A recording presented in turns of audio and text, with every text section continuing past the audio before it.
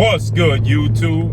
It's your boy, Blue Blood Sports TV, and I'm back at y'all with another one. So, according to Matchroom CEO and promoter Eddie Hearn, His Excellency Turki Al-Sheikh is willing to make an offer to the undefeated three-division world champion, five-time world champion, superstar boxer, who is one of the cash cows and one of the faces of the sport of boxing, in Gervonta Tank Davis, who is 30 wins, no losses, 1 draw, 28 wins by way of knockout.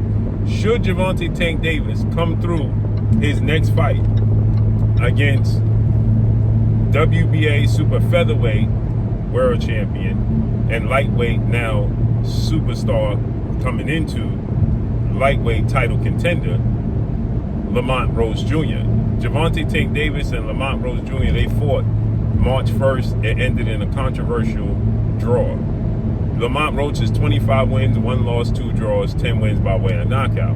They're going to rematch August 16th in Las Vegas, Nevada. And should he get past Lamont Roach Jr., that being Tank Davis, obviously, and Olympic silver medalist, undefeated three-division world champion, former unified super featherweight, and reigning WBC lightweight world champion, superstar boxer.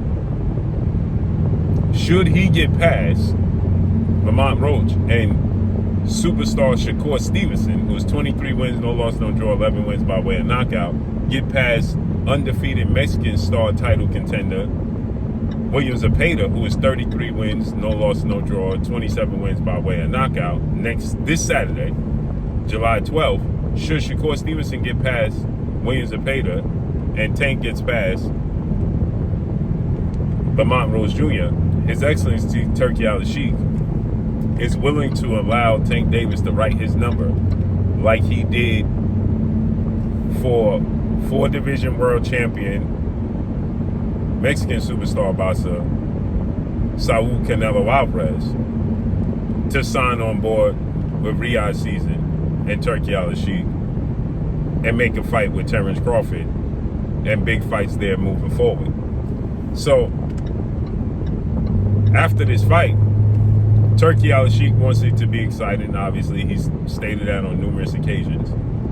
And after this fight with William Zepeda, he's willing to allow Tank Davis to write his checkbook, right? So they're willing to make him an offer that he can't refuse, right? And he can't use the excuse of Al Heyman because, as we clearly see, His Excellency Turki Al-Sheikh is already working with Al Heyman and the PBC, right? So that can't be used as an excuse like, well, he got to reach out to Al Heyman. We already know they do business with Al Heyman. It's on Tank Davis. Does he want to make it happen? We see right now you have Mexican Ecuadorian superstar boxer David Benavidez is now working with Turki Al-Sheikh. He's going to fight Anthony Yard. And shouts out to the boxing plug, L-Dub Boxing, who stated that this is a one-off. But that's even more telling. If he's willing to go over there for one fight, that's not even a major fight. I could see going over with Turki Al-Sheikh, and this is no slight or disrespect to Anthony Yard. I could see going over there to make a super fight for one-off fight. But if you're going over there to have a tough fight, just a competitive fight against a guy who's never been a world champion, and Anthony Yard, who's a British superstar boxer, but he's never been a world champion, he's excited. You going over there just for that? Well, that tells me that Al Heyman needs His Excellency Turki Al-Sheikh to keep his fighters busy, right? Because he and the PBC should be able to find David Benavidez to stay busy fight. They could have been able to make the Anthony Yard fight without His Excellency, right?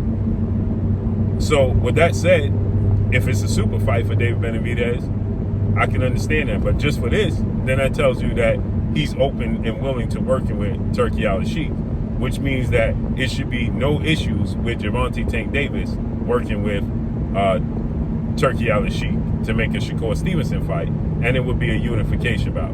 Not to mention, Eddie Hearn is in a desperate state, right? Eddie Hearn is in a position where Shakur Stevenson contract is running out, and he gotta make something shake. He gotta make something happen. So I completely get it that Eddie Hearn at this point in time is like, hey,